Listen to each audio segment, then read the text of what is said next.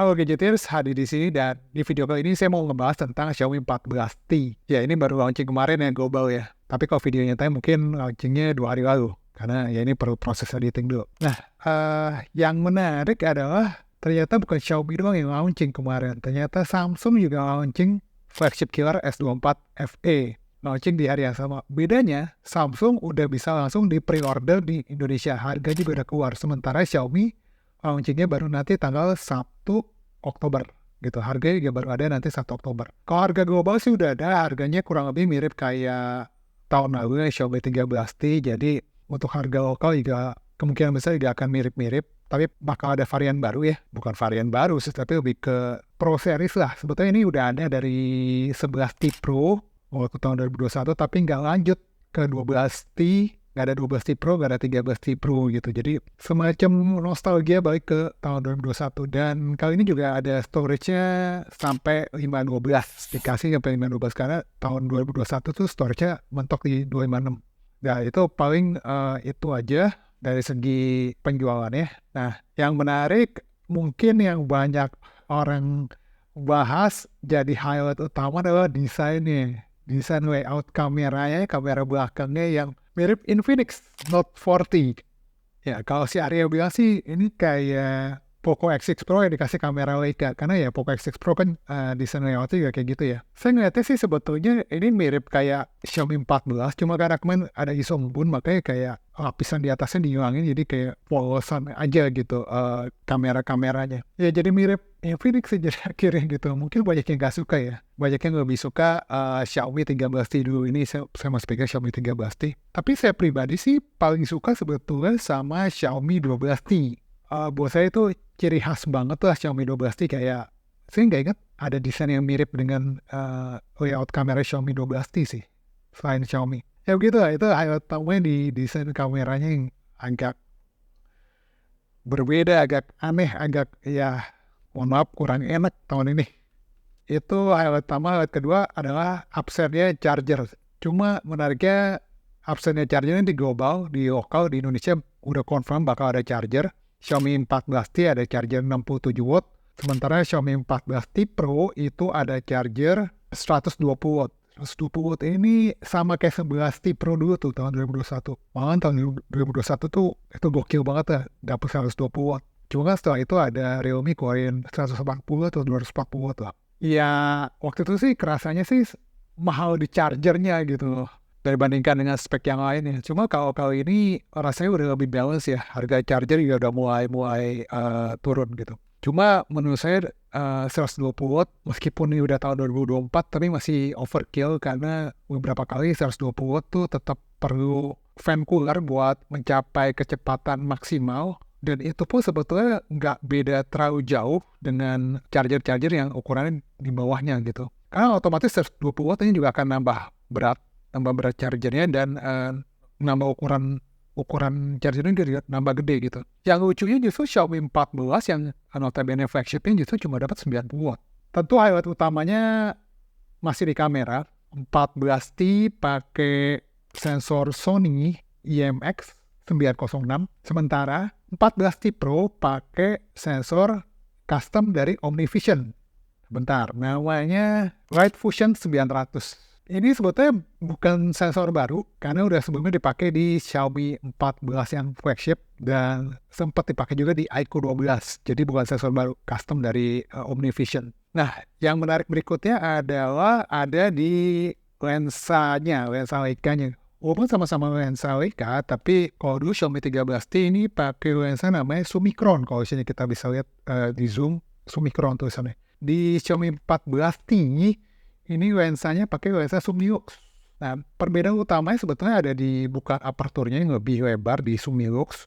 Tapi kalau mau lebih detail lagi mengenai perbedaannya apa, bisa dicek aja di websitenya si Leica. Ini mungkin editor akan nampilin semacam potongan dari lensa Leica penjelasan beda antara Summicron dan Summilux. Summilux sebetulnya udah dipakai di Xiaomi 14 ya. Gitu. Jadi bukan hal baru, cuma diturunin ke Xiaomi 14 T Pro.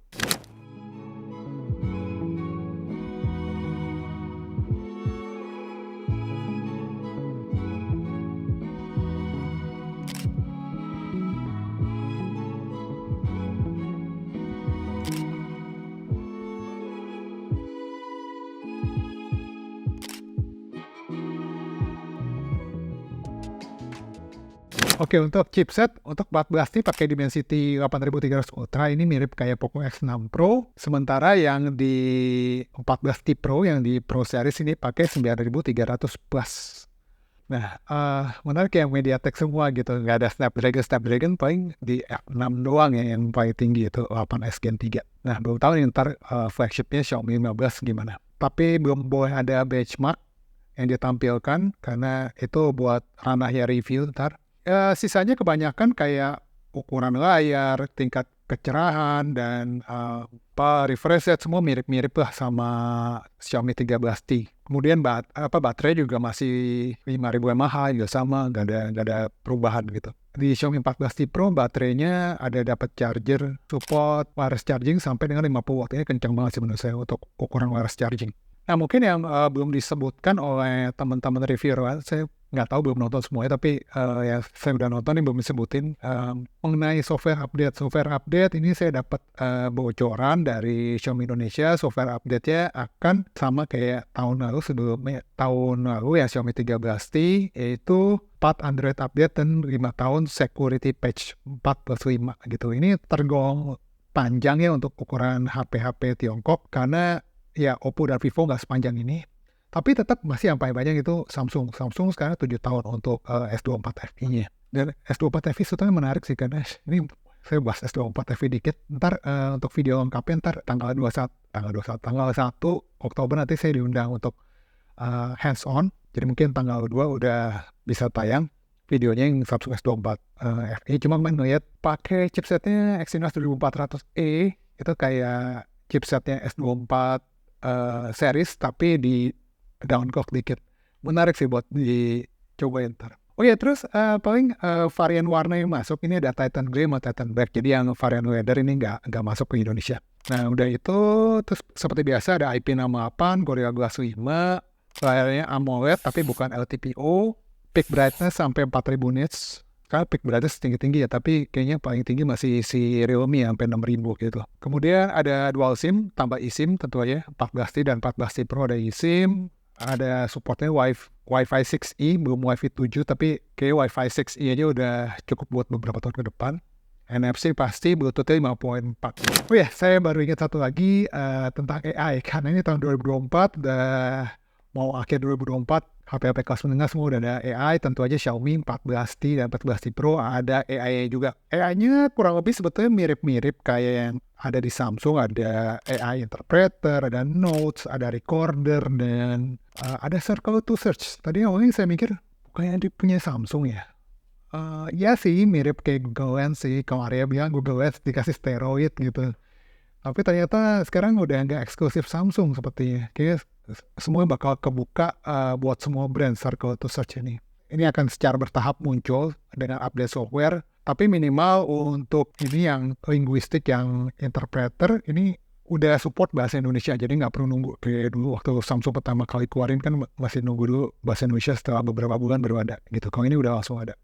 Dan kemarin barengan sama Xiaomi 14T series ini juga ada beberapa AI IoT juga yang diumumin, kayak robot vakum, Xiaomi Buds, Xiaomi Watch 2, terus ada TV, dan yang menarik sebetulnya ada HP flip Xiaomi akhirnya di-announce secara resmi. Cuma yang udah pasti sih ya Smart Band 9 sebetulnya udah masuk sih gitu, udah masuk kemarin. Arya udah main dia lagi ngerjain videonya, dan belum pasti masuk adalah ya itu yang HP lipatnya. Sebetulnya saya berharap masuk ya. Coba mungkin coba dibawelin ke Xiaomi Indonesia, seru masukin gitu. Penasaran gitu.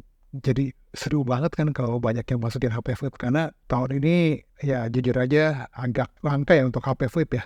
Baru Samsung doang, Oppo juga masih belum tahu gitu. Vivo juga cuma keluarin Fold, tapi kalau Xiaomi bisa keluarin Flip sih menarik. Itu aja sih dari saya untuk Xiaomi 14T ini. Untuk perkiraan harga ya tadi kurang lebih masih mirip-mirip ya. Yang 14T yang varian basic itu yang 256, saya pikir bakal di sekitar 6,5 juta masih. Dolar emang kemarin naik tapi saya udah turun lagi. Udah 15.100 sekarang. Terus saya berharap yang 512 sih nggak lebih dari 7 juta ya. 6,5, 7 juta. Terus untuk yang varian Pro, harapan saya sih di bawah 9 juta. Bahkan kalau bisa 8,5 lah gitu, paling mahal yang varian 512 gitu. ekspektasinya gitu. Karena ya di atas itu ada Samsung. Itu aja sih dari saya buat Xiaomi 14T. Sekali lagi ini bukan review, untuk review lengkapnya nanti setelah saya dapat akses ke barangnya. Mungkin setelah launching nanti tanggal 1 mungkin baru ketahuan kapan bisa saya bikin video reviewnya. Saya juga pengen dengar pendapat Anda gimana mengenai Xiaomi 14T ini, komentar di bawah ya. Oke, gitu aja video tentang Xiaomi 14T kali ini. Terima kasih udah nonton sampai selesai. Saya Hadi Gunawan, di belakang kamera ada Tama. Kami undur diri, kita jumpa lagi di video berikutnya. Cheers!